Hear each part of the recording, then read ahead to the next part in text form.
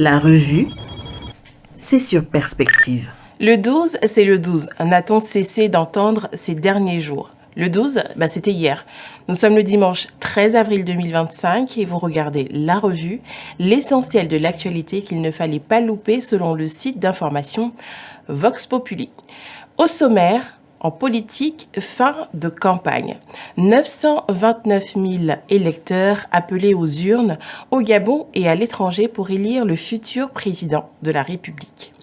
En économie, un nouvel emprunt obligataire de 85 milliards de francs CFA, une opportunité d'investissement. On vous en dira un petit peu plus dans un instant. Et enfin, en société, on va évoquer cette grogne mélodieuse des agents de l'État devant le Trésor public. Bienvenue dans la revue. Après le passage remarqué à l'émission Un candidat, un projet sur Gabon Première des 5 derniers prétendants au poste de président de la République, tous ont entamé leur énième meeting avant la clôture de la campagne présidentielle. En effet, ce sont 920 000 électeurs inscrits sur le territoire national et à l'étranger qui ont été appelés aux urnes hier, samedi, pour choisir celui qui présidera donc aux commandes de notre pays pour les 7 prochaines années. Un scrutin où 2 candidats, l'actuel président de la transition, Brice Clotaire Oligui Nguema, et l'ancien Premier ministre Alain-Claude Billy-Binzé font figure de grands favoris.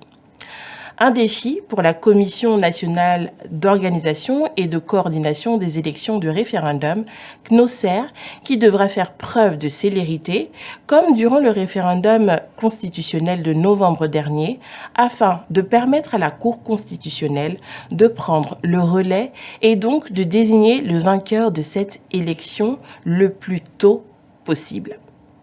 En économie, le 7 avril 2025, le quotidien L'Union annonçait le lancement par le Gabon d'un emprunt obligataire sur le marché financier de la sous-région. D'un montant de 85 milliards de francs CFA, cet emprunt répond à l'engagement de l'État gabonais de diversifier ses sources de financement et à stimuler le développement durable du pays. L'opération portée par Emerald Securities Services Bourses SA, une société de bourse agréée par la COSUMAF, est un appel aux investisseurs de tous les pays de la CEMAC à saisir cette opportunité de placement sécurisé tout en participant activement à l'essor économique du Gabon. L'opération, ouverte à la souscription jusqu'au 16 juin 2025, se décline en 2 tranches distinctes, offrant ainsi aux intéressés une flexibilité d'investissement adaptée à leur situation financière et à leurs objectifs de placement. La tranche A, d'une maturité de 2 ans avec un taux d'intérêt net de 5,6% par an, s'adresse principalement aux investisseurs recherchant un retour rapide sur leur placement. La tranche B, quant à elle, qui comprend une maturité de 3 ans, offre un taux d'intérêt net de 6% par an, séduisant ceux qui préfèrent un engagement à long terme. Sur le plan social, la chanson est moins mélodieuse pour les autorités. En attente du paiement de leur rappel solde, les fonctionnaires ont montré leur colère aux portes du Trésor public de Libreville, où ils ont massivement réclamé en rythme « On veut nos rappels, sinon on vote Billy-Binzé ». Une menace portée à l'attention des autorités de la transition qui pourrait aussi bien marquer le début de la rupture de la confiance du pacte social entre le président candidat et cette frange de fonctionnaires. Faut-il le rappeler, la grogne naît du fait que certains bénéficiaires des rappels soldes n'ont pas encore été satisfaits. Mais loin de faire l'autruche sur ce sujet, le candidat des bâtisseurs a fait la promesse de payer un peu.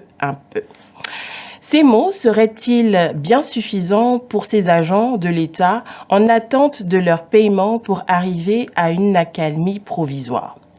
Sur un autre plan, le président de la transition a volé au secours d'une famille éprouvée par un éboulement à la suite des violentes pluies du 31 mars 2025 dont nous parlons dans notre précédente édition de la revue.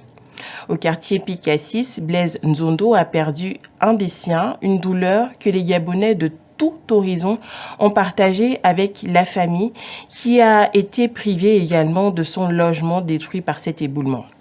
Sensible donc à cette douloureuse épreuve que traversent ses compatriotes, Brice Clotaire Oligui Nguema, qui a promis de protéger les citoyens et d'apporter une réponse concrète au drame humain, a immédiatement réagi.